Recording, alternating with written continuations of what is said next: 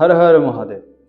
আপনি কি জানেন বছরের 12টি মাসের মধ্যে এমন একটি মাস রয়েছে যখন ভগবান শিবের অশেষ কৃপা লাভ করা খুবই সহজ বলে শাস্ত্রে বর্ণিত রয়েছে? আপনি কি এটা জানেন যে কেন কোটি কোটি মানুষ এই শ্রাবণ মাসে শিবলিঙ্গে জল ও বেলপাতা অর্পণ করেন, আর কেন সোমবারের উপবাস এত মহৎ বলে ধরা হয়? সেটা কি জানেন? আরো বলছেন, আর কেনই বা এই মাসে করা একটা ছোট্ট ভুল আপনার সাধনার ফলকে কমিয়ে দিতে পারে। আজকের এই ভিডিওতে আমরা শিবপুরাণ, স্কন্দপুরাণ, পদ্মপুরাণ, অন্যান্য শাস্ত্রের বিভিন্ন কথা জানব। এই শ্রাবণ মাসের মাহাত্ম্য কি, প্রকৃত মাহাত্ম্য কি, কিভাবে ভগবান শিবের বিশেষ কৃপা লাভ করা যায়। আর এই ভিডিওটি শেষ পর্যন্ত দেখুন, অবশ্যই দেখবেন, কারণ শেষের দিকে আমি এমন একটি শাস্ত্র সম্মত কথা বলবো, উপায় বলবো, যা বহু মানুষের হয়তো জানাই নেই। আচ্ছা, তাহলে আমরা অগ্রসর হই আস্তে আস্তে শাস্ত্রের কথার মধ্যে।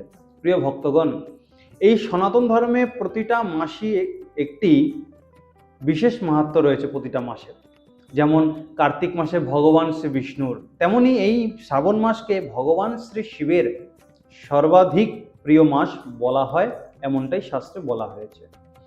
এই সময়ে প্রকৃতি যেমন নবজীবন লাভ করে, তেমনি মানুষের মনও ঈশ্বর চিন্তার দিকে সহজেই আকৃষ্ট হয়, এমনটাই বলেছেন শাস্ত্রে। শাস্ত্রে বলা হয়েছে এই মাসের সামান্য ভক্তিভাবও শিবের উপাসনা করলে বহু গুণ ফল লাভ করা যায়, সামান্য একটু ভক্তি দ্বারা যদি পূজা করতে পারেন। তাহলে আমরা প্রথম শাস্ত্র প্রমাণের দিকে যাই।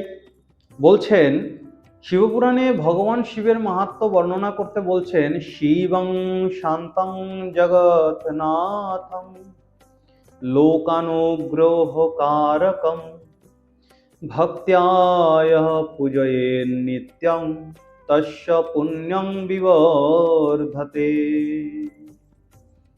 যিনি শান্ত, জগতের নাথ এবং সকল জীবের কল্যাণকারী, সেই ভগবান শিবকে ভক্তি ভরে পূজা করেন, তার পুণ্য ক্রমাগত অবশ্যই বৃদ্ধি পেতে থাকবে যে পূজা করেন।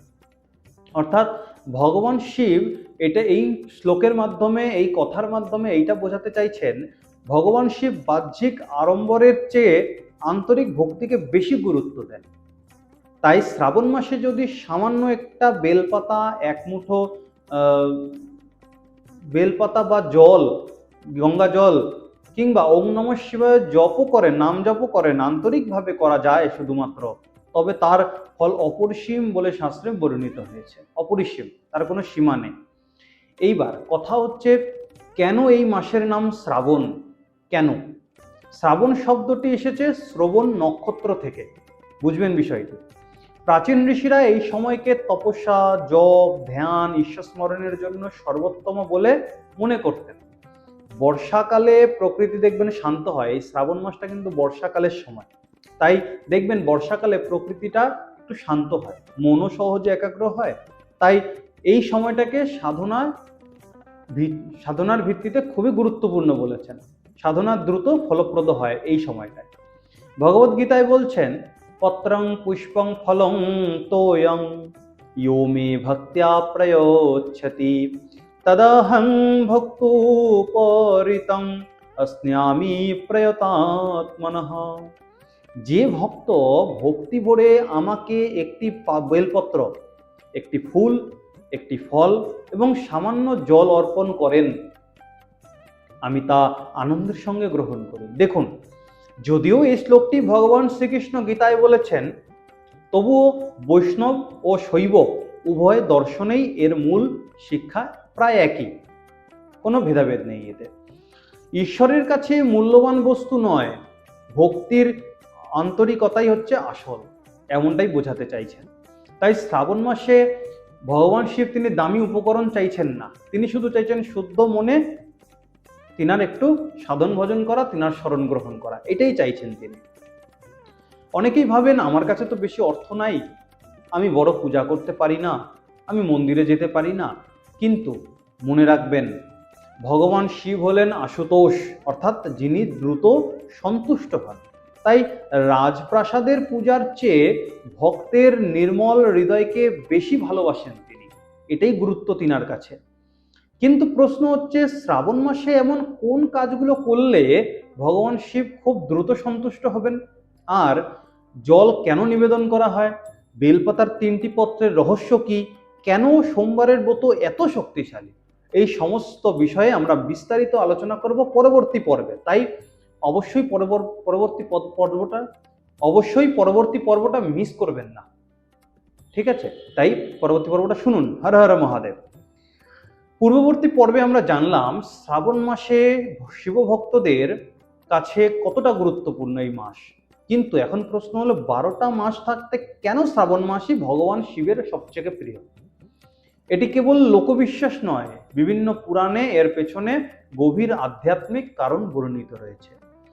ভাগবত পুরাণ, বিষ্ণু পুরাণ, মহাভারত, আদি পর্ব মহাভারতে এবং শিবপুরাণে সমুদ্র মন্থনের কাহিনী কিন্তু বর্ণনা রয়েছে। দেবতা ও অসুর যখন অমৃত লাভের জন্য ক্ষীর সমুদ্রে মন্থন শুরু করলেন, তখন সর্বপ্রথম অমৃত কিন্তু বের হয়ে আসেন নাই, বরং বের হয়ে এসেছে ভয়ঙ্কর বিষ। সেই বিষের নাম হচ্ছে হলাহল বা কালকূট বিষ। এবার সেই বিষের তেজে, বিষের জ্বালায় সমগ্র সৃষ্টি প্রায় ধ্বংসের মুখে। সেই সময় দেবতা, ঋষি, মানব কেউই এর প্রভাব সহ্য করতে পারছিলেন না। তখন একমাত্র আমার দেবাদিদেব মহাদেব, তিনি সকলের এই কষ্টটাকে নিবারণের জন্য উৎসুক হলেন। শ্রীমদ্ ভাগবত মহাপুরাণে 8ম স্কন্ধে বর্ণিত রয়েছে, দৃष्ट्वा হলাহলং ঘোরং ত্রৈলোক্যং ভয়মাগতম শম্ভুং শরণং यापन्यः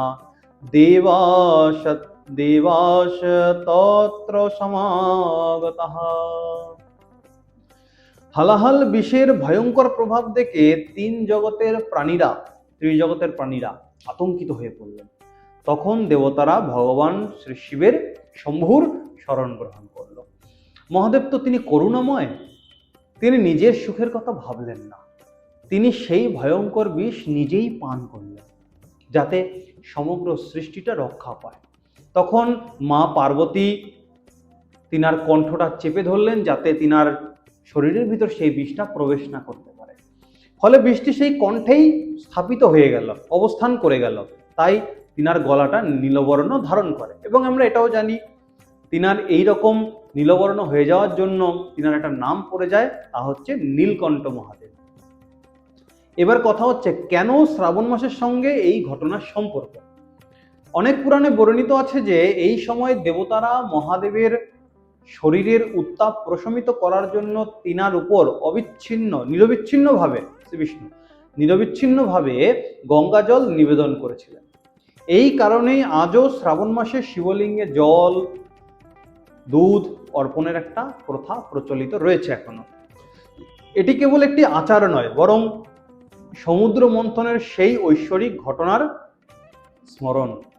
শিবপুরাণে ভগবান শিব সম্পর্কে বলা হয়েছে, নমামি শশী শেখরং নমামি গিরিজাপতিং নমামি নীলকণ্ঠ্যং তং ভক্ত্যা নাম ভয়প্রদং। চন্দ্রধারী, গিরিজাপতি, নীলকণ্ঠ এবং ভক্তদের সকল ভয় দূরকারী সেই ভগবান শিবকে আমি প্রণাম জানাই। সমুদ্র মন্থনের এই কাহিনী আমাদের একটি গভীর শিক্ষা দিয়েছে। কি শিক্ষা দিয়েছে? জীবনেও নানা রকম বিষ আসে আমাদের, কাম, লোভ, হিংসা, অহংকার, ঈর্ষা।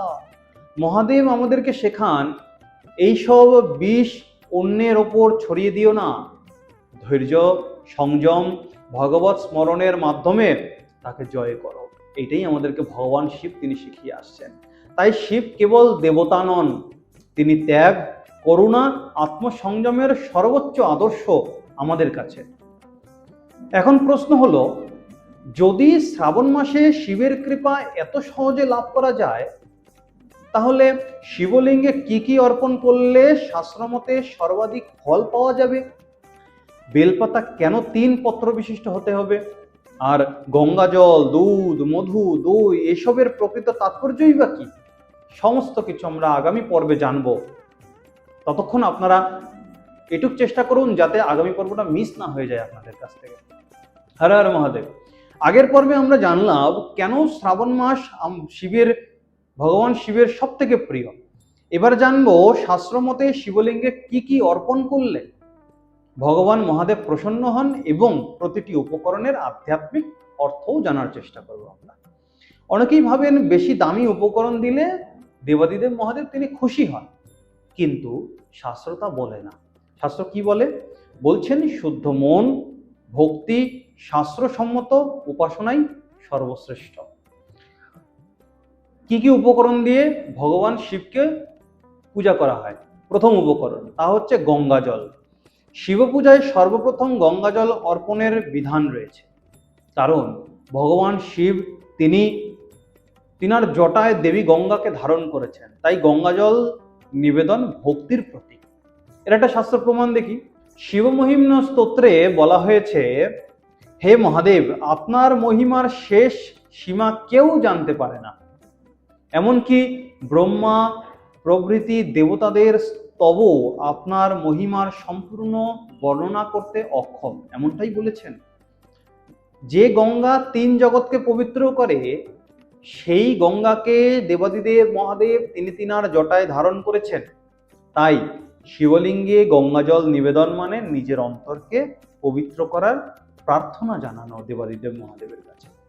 দ্বিতীয় উপকরণ কি? বেলপাতা অর্পণ।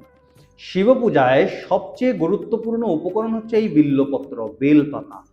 কিন্তু প্রশ্ন হলো, বেলপাতা কেন 3 পত্র বিশিষ্ট? শাস্ত্রে বলা হয়েছে বেলপাতার 3টি পত্র, তা হচ্ছে প্রতীক। কিসের প্রতীক? ব্রহ্মা, বিষ্ণু, মহেশ্বর। আবার অনেকে বলেন সত্য, রজ, তম 3 গুণের প্রতীক। আবার এটাও বলেন ইচ্ছাশক্তি, জ্ঞানশক্তি, ক্রিয়াশক্তির প্রতীক। অর্থাৎ একটি বেলপাতার মধ্যেই সৃষ্টির গভীর তত্ত্ব লুকিয়ে আছে। বুঝুন বিষয়টি। শাস্ত্র প্রমাণ। শিবপুরাণে বেলপত্রের মাহাত্ম্য প্রসঙ্গে বলা হয়েছে, ত্রিদলং ত্রিগুণাকারং ত্রিনেত্রং চ ত্রিয়ায়ুধং ত্রিজন্ম পাপ সংহারং একবিল্বং শিবার্চনম। বলছেন 3 পত্র বিশিষ্ট বিল্লপত্র, যা 3 গুণ, 3 নয়ন, ত্রিশূলধারী শিবের প্রতীক। এমন একটি বিল্লপত্র ভক্তি ভরে যদি আমি নিবেদন করতে পারি ভগবান শ্রী শিবের, আমার 3 জন্মের পাপ নষ্ট হয়ে যাবে, এমনটাই শাস্ত্র বলেছে। তবে মনে রাখবেন, ছেঁড়া, শুকনো, পোকায় খাওয়া বেলপাতা নিবেদন না করাই উচিত। পরিষ্কার ও অখণ্ড বেলপাতা ভক্তি ভরে অর্পণ। তৃতীয় উপকরণের কথা কি বলছেন? বলছেন দুধ অর্পণ করতে হবে। শ্রাবণ মাসে দেখবেন অনেক ভক্ত শিবলিঙ্গে দুধ নিবেদন করেন। এবারে এর অর্থ আছে। অর্থ এই নয় যে শিবের দুধের খুব প্রয়োজন আছে, না না না না না, প্রয়োজন না। দুধ হচ্ছে প্রতীক। কিসের প্রতীক? পবিত্রতা, কোমলতা, নির্মল হৃদয়, এই 3টে বিষয়ের প্রতীক। অর্থাৎ আমরা প্রার্থনা করি যে দুধ যখন নিবেদন করবো তখন প্রার্থনা জানাই, হে মহাদেব, হে আশুতোষ, আমার মনকেও দুধের মতো তুমি নির্মল করে দাও, এটাই প্রার্থনা জানাই। চতুর্থ উপকরণ হচ্ছেন ধুতুরা ও আকন্দ ফুল। শিবপুরাণে ধুতুরা ও আকন্দকে শিবের প্রিয় বলে উল্লেখ করা হয়েছে, কারণ মহাদেব সকলের আশ্রয়। যে ফুল অন্য দেবতার পূজায় খুব কম ব্যবহৃত হয়, মহাদেবও সেটিকে আনন্দে গ্রহণ করেন। মহাদেব, শিব মানেই আনন্দ, শিব শব্দের অর্থই আনন্দ। এখানেই তার ভোলানাথ স্বরূপের প্রকাশ পায়, তিনি যে কতটা ভোলা। প্রিয় দর্শক শুনুন, শিবকে খুশি করার জন্য হাজার হাজার টাকার প্রয়োজন নাই। একটা বেলপাতা, এক মুঠো জল আর আন্তরিক ভক্তি, এই 3টেই মহাদেবের কাছে সব থেকে গুরুত্বপূর্ণ। মহাদেব এই 3টেকেই মূল্য দেন। তিনি ভক্তির মূল্য দেন, ধনের নয়। কিন্তু একটি বিষয় খুবই গুরুত্বপূর্ণ, শিব পূজায় এমন কিছু জিনিস রয়েছে যা নিবেদন করা উচিত নয়, অথবা কিছু বিশেষ নিয়ম মেনে নিবেদন করতে হয়। অনেকেই অজান্তে এমন ভুল করেন যার ফলে পূজার পূর্ণ ফল লাভ হয় না। এই বিষয়গুলো আমরা আস্তে আস্তে পরবর্তী পর্বে জানার চেষ্টা করব যে শিব পূজার সম্পূর্ণ স্বাস্থ্যসম্মত নিয়ম, কোন উপকরণ কিভাবে নিবেদন করতে হয়, কোন ভুল কখনো করবেন না, আর শিবলিঙ্গে অভিষেকের সঠিক পদ্ধতি। তাই পরবর্তী পর্বটা কিন্তু একদম মিস করবেন না। হর হর মহাদেব। পূর্ববর্তী পর্বে আমরা জানলাম যে শিবলিঙ্গে কি কি অর্পণ করলে মহাদেব, দেবাদিদেব মহাদেব প্রসন্ন হন। আর কিন্তু শাস্ত্রে শুধু কি নিবেদন করতে হবে তাই নয়, কিভাবে নিবেদন করতে হবে এইটাও বলা রয়েছে। কোন কোন ভুল এড়িয়ে চলতে হবে সেটাও বলা রয়েছে, তাও স্পষ্টভাবে বলা হয়েছে। আজ আমরা সেই বিষয়গুলোই জানব। গীতায় বলছেন ইয়ৎ করোষি যদস্নাসি যজ জুহোষি দদাসিয়ৎ। বলছেন হে কৌন্তেয়, তুমি যা কিছু করো, যা কিছু খাও, যা কিছু দান করো, যা কিছু তপস্যা করো, ইয়ৎ তপস্যাসি কৌন্তেয় তৎকুরুষ্ব মদর্পণম, সবই আমাকে সমর্পণ করো। দেখুন, অর্থাৎ পুজোর মূল বিষয় উপকরণ নয়, সমর্পণের মনোভাব। আমি দেবাদিদেব মহাদেব তোমার নিকটে আমি নিজেকে সমর্পণ করলাম, এই যে মনোভাব, এইটাই সমস্ত কিছু। যদি অহংকার নিয়ে পূজা করি তবে পূজা অসম্পূর্ণ থেকে যায়। আর যদি বিনম্র হৃদয়ে একটি বেলপাতাও নিবেদন করি তবে ঈশ্বর তা সাদরে গ্রহণ করেন, এটাই বলেছেন। এবার কথা হচ্ছে শিবলিঙ্গে অভিষেকের সঠিক একটা ক্রম রয়েছে, একটা পদ্ধতি রয়েছে। শাস্ত্র অনুযায়ী অভিষেক করার একটি প্রচলিত ক্রম রয়েছে, সেটি আপনাদের সামনে আমি বলছি, শুনুন। আপনারা পারলে নোট করে নেবেন। প্রথমে পরিষ্কার জল অর্থাৎ গঙ্গা জল দ্বারা, জল বা গঙ্গা জল যেখানে যা রয়েছে, গঙ্গা জল যদি পায়ান তো খুব ভালো কথা, নাহলে জল দিয়েও, নর্মাল জল দিয়েও করতে পারে। তার মধ্যে একটু কর্পূর ফেলে দেবেন।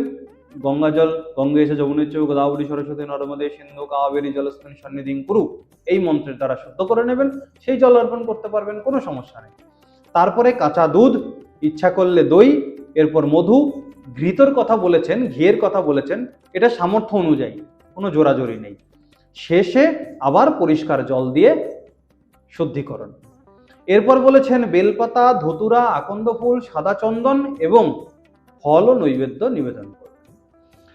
আর অভিষেকের সময় সর্বাধিক একটা মন্ত্র জপ করতে হয়, একটা মন্ত্র জপ করতে হয়, তা হচ্ছে ওম নমঃ শিবায়। এই 5 অক্ষরের মন্ত্র, পঞ্চাক্ষর মন্ত্র একে বলা হয়।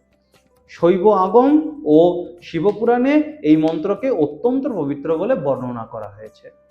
এবার শিব পূজায় কয়েকটি বিষয়ে গুরুত্বপূর্ণ যেটা সতর্ক থাকা দরকার, যেমন প্রথম হচ্ছে ভাঙা বা ছেঁড়া বেলপাতা নিবেদন করবেন না, যথাসম্ভব অখণ্ড পরিষ্কার সতেজ বেলপাতাই ব্যবহার করবেন। দ্বিতীয়, মন অশান্ত রেখে পূজা করবেন না। শিব পূজার আগে কয়েক মিনিট এক কাজ করবেন, আপনারা ওম নমঃ শিবায় নাম জপ করে নেবেন, ধ্যান করে নেবেন, মনটাকে শান্ত করে নেবেন, তারপরে শিব পূজায় অগ্রসর হবেন। তৃতীয় নম্বর উপকরণ বলছেন শিব পূজার সময় রাগ বা তর্ক করবেন না। শাস্ত্রে বলা হয়েছে ক্রোধ মানুষের পুণ্যক্ষয় ঘটায়, পূজার সময় মনকে সংযত রাখতে হবে। চতুর্থ বলছেন যে প্রদীপ নিভে গেলে আতঙ্কিত হবেন না। অনেকে এটিকে অশুভ বলে মনে করেন, কিন্তু অধিকাংশ ক্ষেত্রে এটি বাতাস বা কোনো কারণবশত নিভে যেতেই পারে, এটাকে কোনো অশুভভাবে ধরবেন না, আবার জ্বালিয়ে নেবেন, আবার পুজো শুরু করবেন। অনেক স্থানে দেখা যায় পূজা শেষে ভক্তরা শিবলিঙ্গের যে জনিপীঠের যে মুখটা রয়েছে, হ্যাঁ, সেটা দিয়ে অভিষেকের জল বের হয়, সেইটাকে ডিঙিয়ে প্রদক্ষিণ করেন। প্রচলিত শৈবাচারে বলা হয়েছে যে শিবলিঙ্গ প্রদক্ষিণ করবার সময় পূর্ণাঙ্গ প্রদক্ষিণ করতে নাই। এখান থেকে শুরু করলাম, ঘুরে এসে আবার এখানে চলে আসলাম, এটা করতে নাই। শুরু করলাম এখান থেকে, অর্ধেক যাব, আবার অর্ধেক সেখান থেকে ফিরে চলে আসবো। ডিঙিয়ে চলে যাব না, ওই যে গৌরী পট ওটাকে ডিঙিয়ে চলে যাব না। জনিপীঠ যেখান দিয়ে জল নির্গত হয় সেটা দিয়ে সেটা ডিঙালে চলবে না, এমনটাই বলেছেন। বহু প্রাচীন শৈব মন্দিরে এখনো এই বিষয়টিকে অনুকরণ করা হয়। মনে রাখবেন, শিব কখনো ধনসম্পদ দেখেন না, দেবাদিদেব মহাদেব তিনি কখনো ধনসম্পদ দেখেন না। তিনি দেখেন আপনার হৃদয়টা কতটা নির্মল, আপনার ভক্তি কতটা আন্তরিক এবং আপনার আচরণ কতটা সত্যনিষ্ঠ। তাই পুজোর সময় নিজের মনকে আগে শুদ্ধ করতে হবে। কিন্তু শ্রাবণ মাসে শুধু পুজো করলেই কি হবে? সোমবারের উপবাস বা সোমবার ব্রত কেন এত মহৎ? আবার বলছেন এই ব্রতের প্রকৃত শাস্ত্রীয় মাহাত্ম্য কি, কিভাবে পালন করলে মহাদেবের অশেষ কৃপা লাভ করতে পারবো, এই বিষয়ে আমরা বিস্তারিত আলোচনা করব পরবর্তী পর্বে। তাই পর্বটি কিন্তু মিস করবেন না, অবশ্যই শুনুন। হর হর মহাদেব। পূর্ববর্তী পর্বে আমরা শিব পূজার নিয়ম জানলাম। এখন আমরা এমন একটি বিষয় জানবো যা শ্রাবণ মাসে লক্ষ লক্ষ ভক্ত পালন করেন, সোমবারের ব্রত বা শ্রাবণ সোমবার ব্রত। কিন্তু প্রশ্ন হলো, কেন সোমবারই শিবের দিন? শুধু উপবাস করলেই কি ব্রত সম্পূর্ণ হয়, নাকি এর পিছনে রয়েছে গভীর আধ্যাত্মিক তাৎপর্য? চলুন তাহলে আমরা এই বিষয়ের উপর অগ্রসর হই। কেন সোমবার দেবাদিদেব মহাদেবের অতি প্রিয়? বলছেন, ভগবান শিবের একটি প্রসিদ্ধ নাম হলো শশীশেখর বা চন্দ্রশেখর, অর্থাৎ যিনি নিজের জটায় চন্দ্রকে ধারণ করে রয়েছেন। এবার চন্দ্রের আরেক নাম কি? সোম। এই সোম থেকে এসেছে সোমবার। তাই সোমবারকে ভগবান শিবের বিশেষ উপাসনার দিন হিসাবে ধরা হয়েছে। শিবাষ্টকমে বলা হয়েছে, প্রভুমীশমীশম অশেষ গুণং গুণাহীনম হিশং গরালাভরণম রণানির্জিত দুর্জয় দৈত্যপুরং প্রণামামি শিবং শিবকল্পতরুং। অপূর্ব অষ্টকম। বলছেন, আমি সেই ভগবান শিবকে প্রণাম করি যিনি অসংখ্য গুণে পরিপূর্ণ, যিনি বিষ ধারণ করে জগৎকে রক্ষা করেছেন এবং যিনি ভক্তদের ইচ্ছা পূরণকারী কল্পতরুর ন্যায়, এমনটাই বলেছেন। সোমবারের ব্রত শুধু একটি ইচ্ছা পূরণের ব্রত নয়, এর প্রকৃত উদ্দেশ্য মনকে সংযত করা, ইন্দ্রিয়কে নিয়ন্ত্রণ করা এবং সারা দিন মহাদেবের স্মরণে থাকা।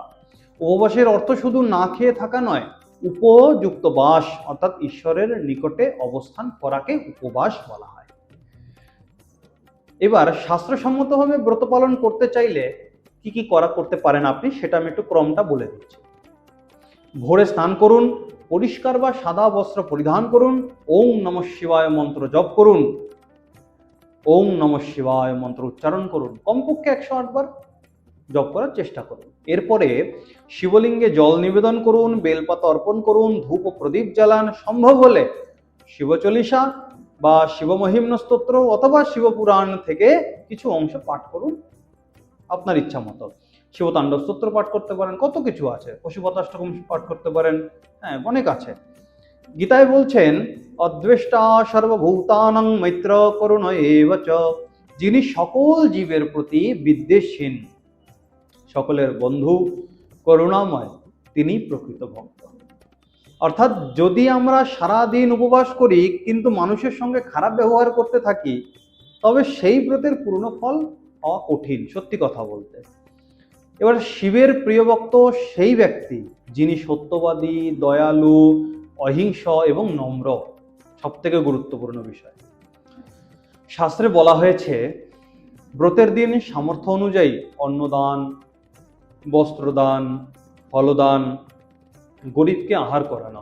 অন্নদানটা একটু বিতর্কের মধ্যে পড়ে যাবে, অন্নদানটা একটু এড়িয়ে চলবেন।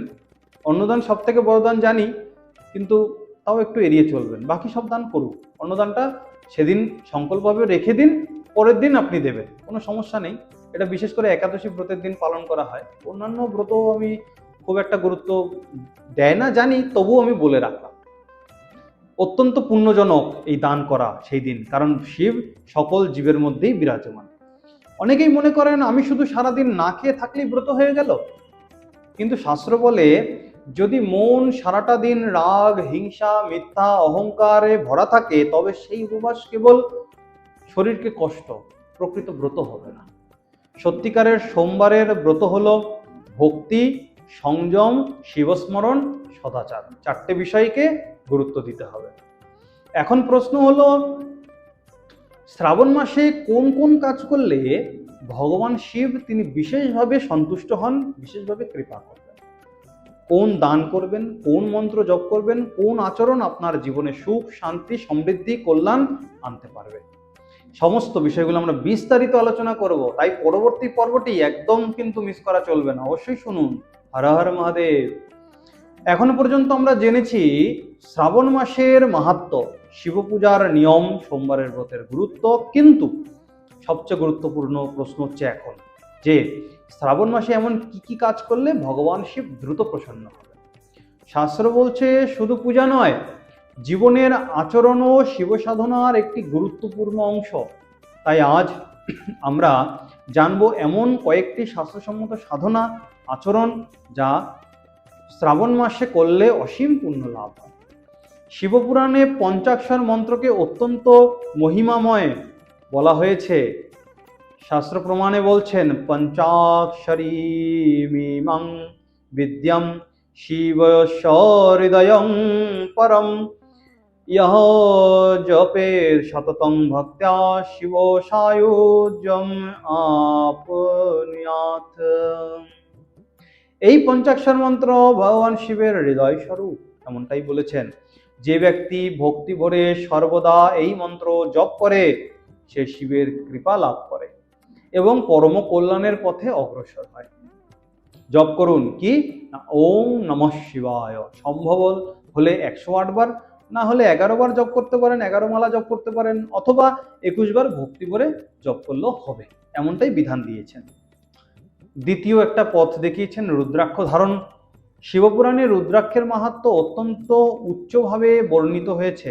শাস্ত্রে বলছেন রুদ্রাক্ষ ধারণাৎ নিত্যং সর্বপাপৈ প্রমুচ্যতে শিব ভক্তো ভবেৎ নিত্যং শিবলোকং সগচ্ছতি। যিনি শ্রদ্ধার সঙ্গে রুদ্রাক্ষ ধারণ করেন তিনি পাপ থেকে মুক্তির পথে অগ্রসর হন এবং শিবভক্ত হিসাবে কল্যাণ লাভ করেন। তবে মনে রাখবেন রুদ্রাক্ষ কোনো জাদুর কিন্তু বস্তু নয়, বুঝবেন, এটি শিবস্মরণের একটি পবিত্র প্রতীক মাত্র। রুদ্রাক্ষ ধারণের সঙ্গে সৎ জীবনযাপনও জরুরি, তা না হলে রুদ্রাক্ষ কখনোই আপনাকে ফল প্রদান করবেন না। রুদ্রাক্ষের ফল আছে কিন্তু পড়লে, কিন্তু জীবনযাপনটা শুদ্ধ রাখতে হবে। তৃতীয় একটা পথ বলছেন শিবপুরাণ ও শিবমহিমা পাঠ করার কথা বলেছেন এই শ্রাবণ মাসে। শ্রাবণ মাসে প্রতিদিন যদি শিবপুরাণ, শিবমহিমা স্তোত্র, শিবমহিম্ন স্তোত্র, শিবতাণ্ডব স্তোত্র, পঞ্চাক্ষর স্তোত্র, ওম নমঃ শিবায় জপ করা যায় তা অত্যন্ত কল্যাণকর বলে শাস্ত্রে বর্ণনা করেছেন, বর্ণিত হয়েছে। প্রতিদিন 10 থেকে 15 মিনিট হলেও শিবকথা শ্রবণ করুন, পাঠ করার চেষ্টা করুন। তারপর বলছেন দান ধ্যান করা এবং সেবা কার্য করা। শাস্ত্রের দানের কিন্তু বিশেষ একটা গুরুত্ব রয়েছে, এটা আমরা সকলেই জানি। মনুস্মৃতি, বিভিন্ন পুরাণে দয়া, দান, সেবাকে ধর্মের অঙ্গ হিসাবে বলা হয়েছে। যদি আপনার সামর্থ্য থাকে কোনো ক্ষুধার্ত মানুষকে খাবার দিন, গরিব ছাত্রকে বই দিন, অসুস্থ মানুষকে সাহায্য করুন, গো সেবা করুন, অন্য সেবামূলক কাজে নিযুক্ত থাকুন, এমনটাই বলেছেন। মনে রাখবেন শিব শুধু মন্দিরে নন, সকল জীবের মধ্যে তিনি বিরাজমান। তাই জীব সেবাও কিন্তু শিব সেবা, এটাও মনে রাখবেন। পঞ্চম একটা বিষয় বলছেন সত্যবাদিতা, সংযম পালন। শিবপুরাণে বারবার বলা হয়েছে যে ভক্তির সঙ্গে সৎ চরিত্র অপরিহার্য। মিথ্যা কথা এড়িয়ে চলুন, কাউকে অপমান করবেন না, অকারণে রাগ করবেন না, অহংকার ত্যাগ করবেন, এমনটাই বলেছেন। যে ব্যক্তির নিজের চরিত্রকে শুদ্ধ করে তার পূজা আরো অর্থবহ হয়ে ওঠে, আরো ফলপ্রদ হয়ে ওঠে বিশেষভাবে। গীতায় বলেছেন অভয়ং সত্য সংশুদ্ধি জ্ঞান যোগ ব্যবস্থিতি দানং দমশ্চ যজ্ঞশ্চ স্বাধ্যায়স্তপয়ার্জবম। বলছেন নির্ভয়তা, অন্তরের পবিত্রতা, দান, ইন্দ্রিয় সংযম, স্ব অধ্যায়, তপস্যা এবং সরলতা, এই 7টা বিষয়, এগুলোই দৈবিক গুণ। অর্থাৎ শুধু মন্দিরে পূজা করলেই হবে না, জীবনের প্রতিটি কাজে ধর্মকে ধারণ করাই প্রকৃত সাধনা। প্রিয় ভক্তবৃন্দ, মহাদেবকে সন্তুষ্ট করার জন্য রাজপ্রাসাদ, সোনার উপর প্রয়োজন নেই। একটি নির্মল হৃদয়, একটি বেলপত্র, এক মুঠো জল আর সত্যনিষ্ঠ জীবন, এই 4টি বিষয় মহাদেবের কাছে অমূল্য। তাই কিন্তু এবার একটা বিষয় অত্যন্ত গুরুত্বপূর্ণ। শ্রাবণ মাসে এমন কিছু কাজ আছে যা শাস্ত্র অনুসারে এড়িয়ে চলা উচিত। অনেকেই অজান্তে সেই ভুলগুলো করেন, পরে ভাবেন কেন পূজার ফল পাচ্ছি না। তাই আমরা পরবর্তী পর্বে শ্রাবণ মাসে কোন কাজগুলি এড়িয়ে চলবেন, কি কি ভুল ভক্তরা সবচেয়ে বেশি করে থাকেন এবং কিভাবে স্বাস্থ্যসম্মত ভুলগুলি সংশোধন করবেন, এই বিষয়গুলি আমরা জানার চেষ্টা করব।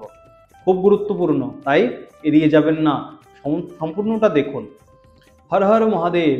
এখনো পর্যন্ত আমরা জেনেছি কি করলে ভগবান শিব তিনি প্রসন্ন হন, আর কিন্তু শাস্ত্র শুধু করণীয়ই বলেন না, অকরণীয় বিষয়গুলো স্পষ্টভাবে আমাদেরকে শিক্ষা দিচ্ছেন। তাই শুরুতেই আমি একটি প্রচলিত কথা বলে রাখি, একটা গুরুত্বপূর্ণ কথা বলে রাখি। অনেক প্রচলিত বিশ্বাস আছে যেগুলো সবগুলোর সরাসরি শাস্ত্রীয় প্রমাণ নেই, কিন্তু আচার আচরণের মাধ্যমে আলোচনা করব, সেগুলো শাস্ত্র ও আচার পরম্পরায় গুরুত্ব পেয়েছে। প্রথম বলছেন, অহংকার নিয়ে পূজা করা নিষিদ্ধ, পূজা করতে নেই অহংকার নিয়ে। ভগবান শিবকে বলা হয় আশুতোষ, অর্থাৎ যিনি অল্প ভক্তিতেই সন্তুষ্ট হয়ে যান। যদি মনে হয় আমি বড় পূজা করছি, আমি অনেক দান করছি, তাহলে সেই অহংকারই সাধনার বাধা হয়ে দাঁড়াবে। ভগবদ্গীতায় বলছেন, দম্ভ দর্প অভিমানশ্চ ক্রোধো পারুষ্যমেব চ অজ্ঞানং চাভিজাতস্য পার্থ সম্পদম আসুরিম। বলছেন দম্ভ, অহংকার, অভিমান, ক্রোধ, কঠোর বাক্য এবং অজ্ঞান, এগুলো হচ্ছে অসুর স্বভাব সম্পন্ন, অসুর স্বভাবের লক্ষণ। তাই পুজোর সময় মনে রাখবেন ভক্তিটাই বড়, প্রদর্শন নয়। কিন্তু দ্বিতীয় যে বিষয়টা লক্ষ্য করতে বলছেন, শিবলিঙ্গে নিবেদিত অভিষেকের জল অপচয় করবেন না। শিবলিঙ্গে যে জল অর্পণ করা হয়, ভক্তরা সেটিকে অত্যন্ত পবিত্র বলে মনে করেন। তাই সেই জলকে অসম্মান করবেন না, অপচয় করবেন না, নোংরা স্থানে ফেলবেন না। মন্দিরের নিয়ম অনুযায়ী আচরণ করুন, স্থানীয় পুরোহিতের নির্দেশ অনুসারে মেনে চলুন। তৃতীয় যে বিষয়টা বলছেন সেটা হচ্ছে মিথ্যা, নিন্দা ও কটুবাক্য থেকে বিরত থাকবেন সেই দিন। শ্রাবণ মাস শুধু আচার পালনের মাস নয়, চরিত্র শুদ্ধেরও মাস। বুঝতে হবে, যদি পূজা করে বাইরে এসে অন্যের নিন্দা করি, অহংকার করি, মিথ্যা কথা বলি, কাউকে কষ্ট দেই, তাহলে সাধনার উদ্দেশ্যটাই ব্যর্থ হয়ে যাবে। গীতায় বলছেন, অনুদ্বেগকরং বাক্যং সত্যং প্রিয়হিতং চ যৎ স্বাধ্যায়াভ্যসনং চৈব বাংময়ং তপয়োচ্যতে। যে বাক্য অন্যকে কষ্ট দেয় না, যা সত্য, প্রিয় এবং কল্যাণকর, সেই বাক্যই বাচিক তপস্যা। চতুর্থ বলছেন, পূজাকে কেবল ইচ্ছা পূরণের মাধ্যম ভাববেন না বা ভাবলে চলবে না। অনেকে শুধু ধন, চাকরি, ব্যক্তিগত সাফল্যের জন্য পূজা করেন। অবশ্যই ঈশ্বরের কাছে প্রার্থনা করা যায়, করতে আপত্তি নাই, কিন্তু তার সঙ্গে এই প্রার্থনাও করুন যে হে মহাদেব, হে দেবাদিদেব, আমাকে সত্যের পথে চলার শক্তি দিন, সৎ সাহস দিন, সৎ চরিত্র দিন, ভক্তি দিন, সকল জীবের মঙ্গল কামনা করায় মন দিন। এইসব বিষয়গুলো বলতে হবে, জানতে হবে। এই প্রার্থনায় শিবভক্তের প্রকৃত পরিচয় হবে। পঞ্চম যে বিষয়টি দেখতে বলছেন সেটি হলো, জীবের প্রতি দয়া ভুলবেন না কখনো। ভগবান শিবের আরেক নাম কিন্তু পশুপতি, অর্থাৎ সকল জীবের অধিপতি তিনি। পশু পাখিকে কষ্ট দেবেন না, অসহায় মানুষকে অবহেলা করবেন না, প্রকৃতিকে অকারণে নষ্ট করবেন না। এগুলিও শিবভক্তির একটি অংশ। মহাভারতে একটি প্রসিদ্ধ নীতি বলা হয়েছে, অহিংসা পরম ধর্ম। অহিংসাই পরম ধর্ম। যদিও এই বাক্যটি বিভিন্ন শাস্ত্রে উদ্ধৃত হয়েছে এবং একটি সুপরিচিত ধর্মনীতি হিসাবেও বলতে পারেন গ্রহণ করা হয় এই বাক্যটি, এর মূল শিক্ষা হলো অকারণে কোনো জীবকে কষ্ট না দেওয়া। এটা হচ্ছে মূল বিষয়। অন্তরের পূজাটাই হচ্ছে সর্বশ্রেষ্ঠ। প্রিয় ভক্তগণ, মহাদেব কখনো আপনার ধন সম্পদ দেখেন না, তিনি দেখেন আপনার হৃদয়ের পবিত্রতা, আপনার সত্যনিষ্ঠতা, আপনার করুণা, আপনার ভক্তি। শ্রাবণ মাসে যদি এই গুণগুলো অর্জনের চেষ্টা করেন, তাহলে সেটাই হবে সর্বশ্রেষ্ঠ শিবপূজা। বুঝতে হবে। এখন আমরা এই ভিডিওর সবচেয়ে অনুপ্রেরণামূলক অংশে প্রবেশ করব। তাই বিষয়টিকে কিন্তু একদম মিস করবেন না, বাদ দিয়ে দেবেন না, স্কিপ করে যাবেন না, তাহলে কিন্তু কিচ্ছু বুঝতে পারবেন না। অনেক কষ্টে ভিডিও বানাই আপনাদের জন্য, আপনারা স্কিপ করে গেলে খারাপ লাগবে, তাই একটা লাইক করে দেবেন এবং ভিডিওতে অগ্রসর হচ্ছি আমরা। হর হর মহাদেব। প্রিয় ভক্তবৃন্দ, এতক্ষণ আমরা শাস্ত্রের বিধান জানলাম, কিন্তু এখন আমি আপনাদের এমন একটি কাহিনী শোনাবো যা আপনাদের শেখাবে যে ভগবান শিব তিনি বাহ্যিক আবরণটা দেখেন না, বাহ্যিক আড়ম্বরের থেকে আন্তরিক বিষয়টাকে, ভক্তিটাকে বেশি গুরুত্ব দেয়। সেই কাহিনীটা শিবপুরাণ এবং শৈব পরম্পরায় বহুল প্রচলিত। এক ভক্তের নাম হচ্ছে লুব্ধক, একজন বেদ। তিনি অনেককাল আগে এক বনাঞ্চলে এক বেদ বাস করত। তার নাম ছিল লুব্ধক। তার জীবিকা নির্বাহ করত শিকার করে। ধর্ম, শাস্ত্র, পূজা এইসব বিষয়ে তার এত জ্ঞান ছিল না, কোনো বিশেষ ধারণা ছিল না। একদিন সারাদিন সে শিকারে বেরিয়েছে, কিন্তু শিকার করতে পারলো না বা পায়নি। সন্ধ্যা হয়ে এলো। এবার কি হয়েছে, বনের মধ্যে হিংস্র পশুর ভয়ে সে একটি বেলগাছের উপর উঠে বসলো। সে সারাটা রাত তো কাটাতে হবে। এবার সে জানতো না নিচেই যে শিবলিঙ্গ প্রতিষ্ঠিত রয়েছে। রাতভর জেগে থাকার জন্য সে কি করছে, বেলপাতা ছিঁড়ছে, নিচে ফেলছে, মাঝে মধ্যে গাছের পাতা নিচে ফেলছিল। তার সঙ্গে ছিল একটি জল ভর্তি পাত্র তার কাছে।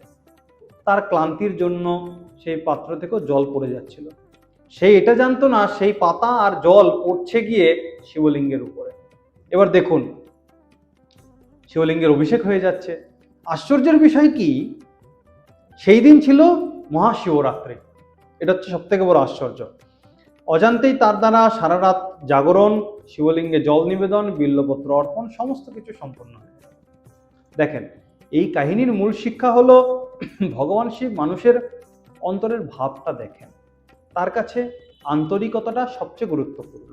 এটি আমাদের মনে করিয়ে দেয় ভগবদ গীতার একটা মহান শিক্ষা।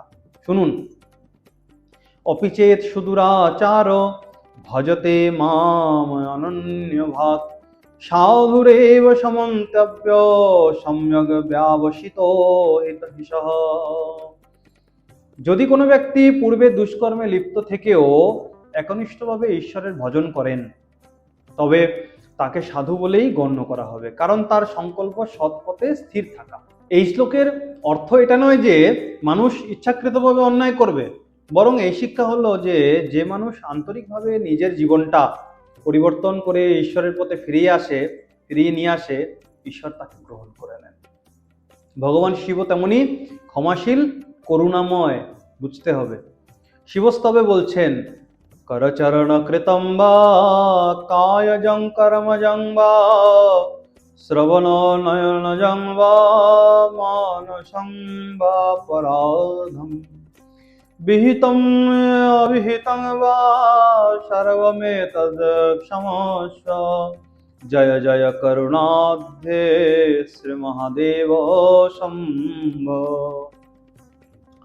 হে করুণাময় শম্ভু, হে করুণাময় মহাদেব, হাতে পায়ে, শরীরে, কর্মে, বাক্যে, মনে, চোখে বা কানে, এই সব কিছুর দ্বারা জেনে বা অজানে আমি যদি কোনো অপরাধ করেছি, আপনি সবটাই আমার ক্ষমা করে দেবেন। প্রিয় ভক্তগণ, আমাদের জীবনে আমরা অনেক ভুল করি, কখনো রাগে, কখনো অহংকারে, কখনো অজ্ঞতার বশত। কিন্তু যদি সত্যিই অনুতপ্ত হয়ে আমরা মহাদেবের শরণ গ্রহণ করি, তাহলে তিনি আমাদের সৎপথে চলার শক্তি দেবেন, এটা নিশ্চিত। এটাই শিবতত্ত্বের অন্যতম সুন্দর শিক্ষা।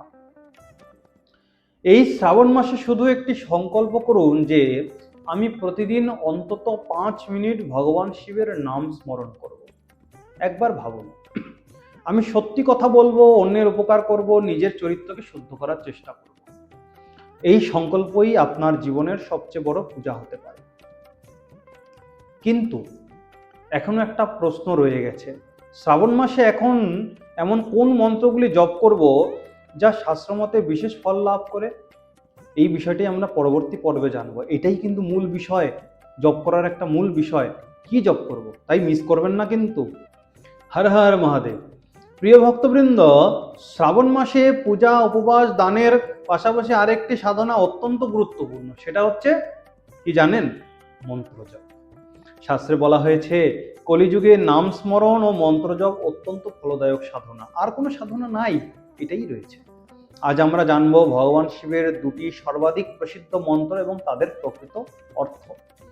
পঞ্চাক্ষর মন্ত্র প্রথম, শিবভক্তদের সর্বাধিক পরিচিত মন্ত্র।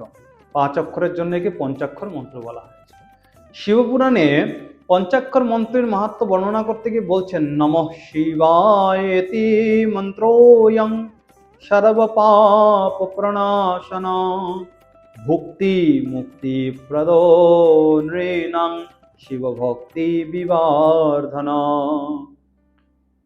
ওং নমঃ শিবায় মন্ত্র পাপক্ষয়কারী, কল্যাণদায়ক এবং ভক্তির বিকাশ ঘটায়।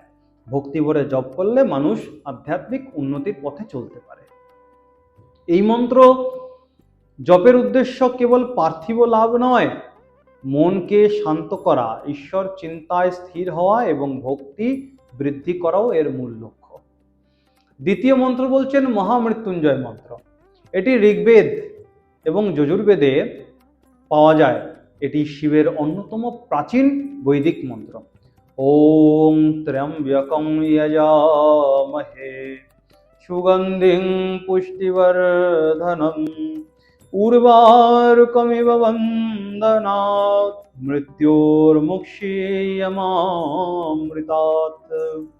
বলছেন, আমরা ত্রিনয়ন ভগবান শিবের উপাসনা করি, যিনি সুগন্ধের মতো সর্বত্র কল্যাণ ছড়িয়ে দেন এবং জীবনকে পুষ্ট করেন।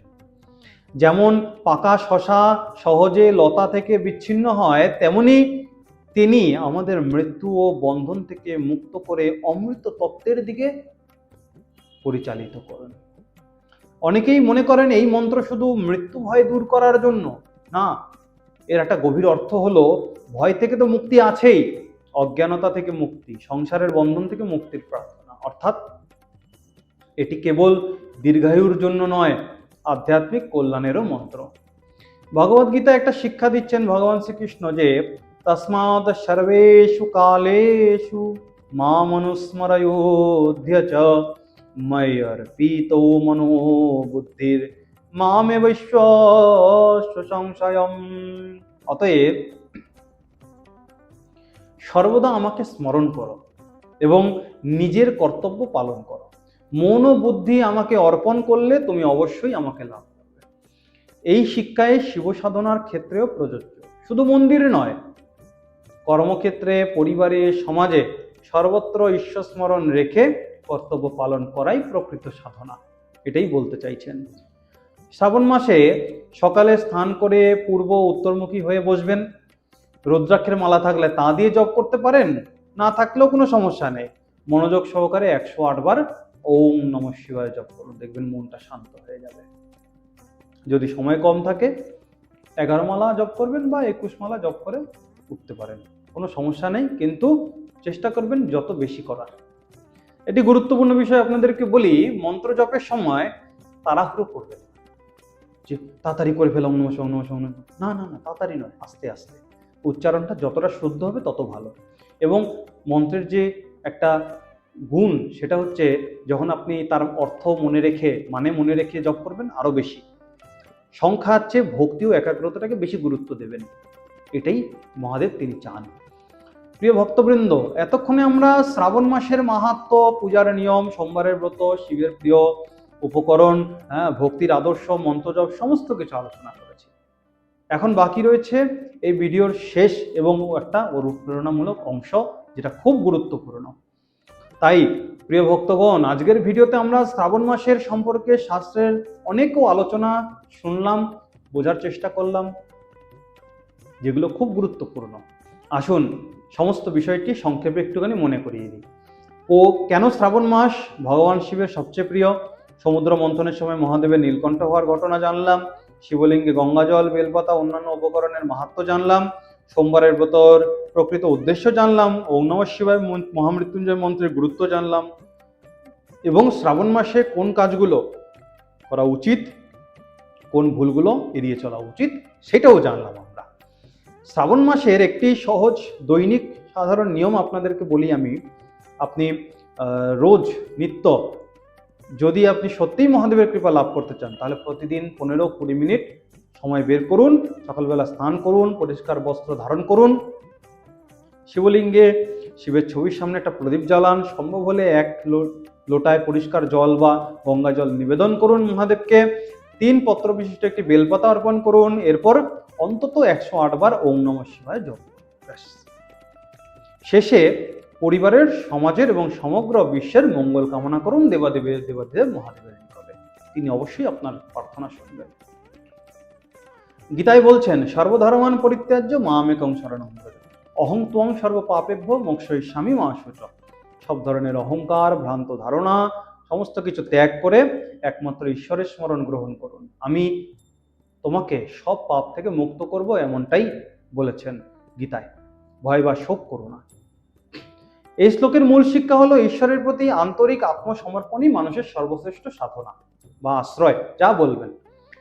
শিবভক্তের জীবনেও এই শিক্ষার গভীর তাৎপর্য রয়েছে, কিন্তু এটা শুধু গীতায় শ্রীকৃষ্ণ নিজের ক্ষেত্রে বলেছেন তা নয়, শিবের ভক্তরাও এই বিষয়টাকে মানবেন যারা শিব পূজা করেন।